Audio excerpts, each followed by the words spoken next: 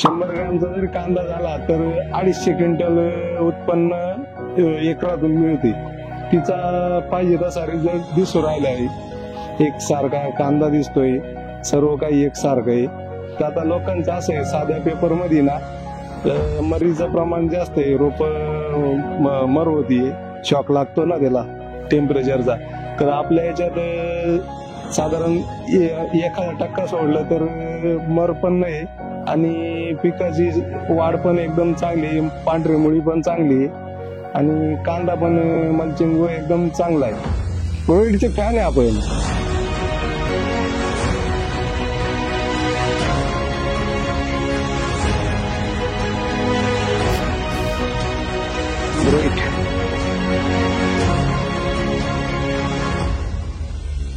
नमस्कार, माझे नाव प्रकाश बाळासाहेब पाटोळे, मुक्काम पोस्ट कोठरे, तालुका निफाड, जिल्हा नाशिक. मी बऱ्याच दिवसापासून म्हणजे नोकरी प्लस शेती बंद करतो, पण काहीतरी नवीन करायच्या दृष्टीने ना मग मी डाळिंब लावलं. तर डाळिंबात मला आहे ना आमचे मित्र अमल शंकबाळ, शिवम ट्रेडर्स, लोणवाडी, निफाड, तर यांच्याकडून ग्रोइट कंपनीबद्दल माहिती मिळाली होती. तर ग्रोइटचे पेपर मी डाळिंबासाठी यूज केला, डाळिंबाला यूज केला. त्याच्यानंतर सलग 2 वर्षापासून मिरचीला, आता 3रा सीझन मिरचीला पण यूज करतोय. तर ग्रोइटचं आहे का थोडं कॉस्टली आहे, पण पेपरची क्वालिटी इतकी चांगली आहे त्या जे आहे रोपांची पांढरी मुळी मर हे अजिबात नाही.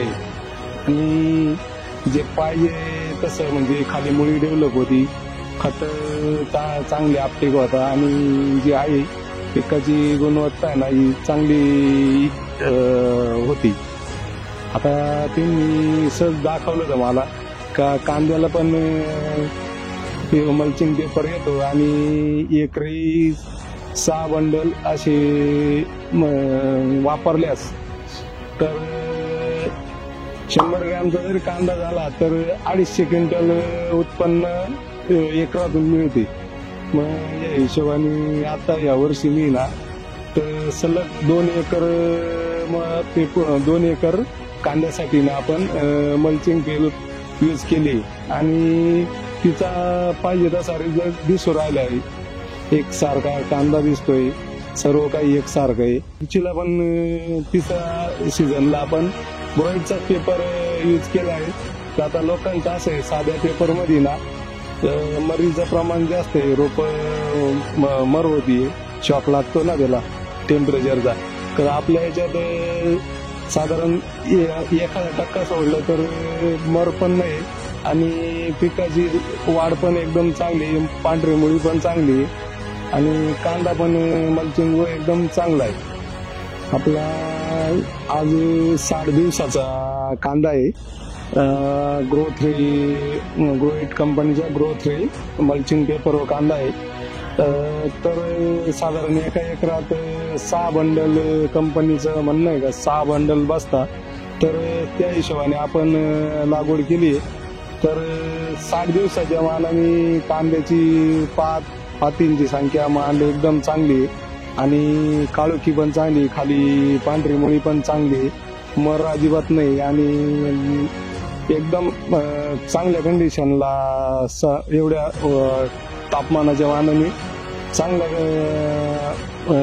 ग्रोथ आहे त्याची. असं ॲव्हरेज पण चांगलं निघालं असं वाटतंय. असं आपला सलग आता 3रा मिरचीचा सीझन आहे. आपली दरवर्षी 1 एकर मिरची असते. तर आपण मिरचीला ग्रोइटचा ग्रो6 हा 6 महिने चालणारा मल्चिंग पेपर वापरतो. तर त्या पेपरचे फायदे असे का वरून जास्त आतमध्ये गरम होत नाही, तापमान संतुलित राहतं. मिरचीचे फुटव्यांची संख्या, पांढऱ्या मुळीची संख्या खूप वाढते आणि पिकाची मिरचीची ग्रोथ पण एकदम हे होते, थ्रिप्सचा प्रादुर्भाव होत नाही.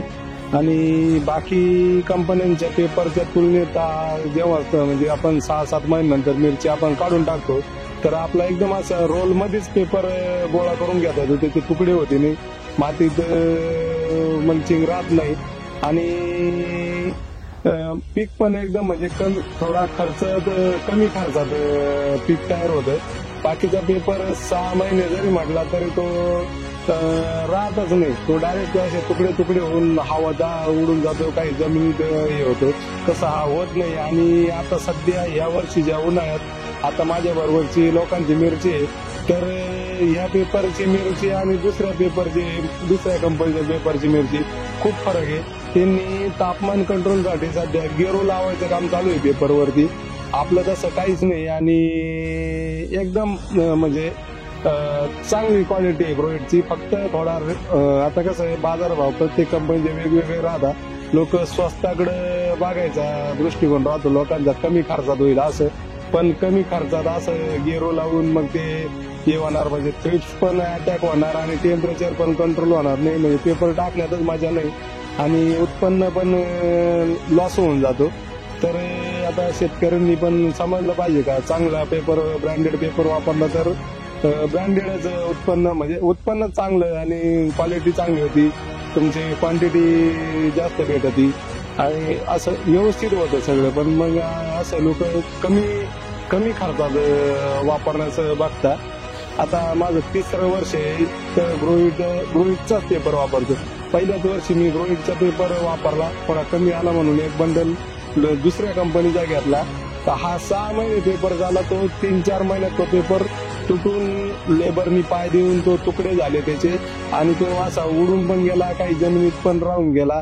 आणि त्या ठिकाणच्या मिरचीचं म्हणजे काय म्हणता, आपलं फळांची गुणवत्ता आणि त्याचं फळांचे म्हणजे जेवढे ह्या पेपरवर फळ निघायचे, मिरची जेवढी निघायची तेवढी त्याच्यावर निघत नव्हती, असं थोडं कमी प्रमाणात निघायची आणि थ्रिपचा अभाव सगळंच होतं त्याच्यावर, पण त्याचं जे रिफ्लेक्शन होत नव्हतं सगळ्याच आहे. आता आपण कोणी पण पेपर टाकला तर आपण पहिले सांगतो का चांगला ब्रँडेड पेपर टाका, चांगली मिरचीला एकदम चांगलं ब्रँडेड पेपर असाल तर मिरचीचं पीक एकदम सक्सेसफुल येतं आणि एकदम चांगल्या पद्धतीत हे होतं, नफा होतो. आपण मिरचीला जो पेपर वापरतो किंवा कांद्याला जो ग्रोइटचा पेपर वापरतो त्याची माहिती आमचे मित्र अमोल शंकरबाळ, शिवम ट्रेडर्स, लोणवाडी, पिंपळगाव, तालुका निफाड यांच्या मॉलमधून आपण घेतलाय. 2-3 वर्षापासून आपण यांच्याकडूनच घेतोय आणि एकदम चांगला म्हणजे त्यांनी चांगला मार्ग दाखवला आणि उत्पन्न पण जास्त भेटतंय. धन्यवाद. मी आहे ग्रोइटचा शेतकरी. Grow it, we help, you grow.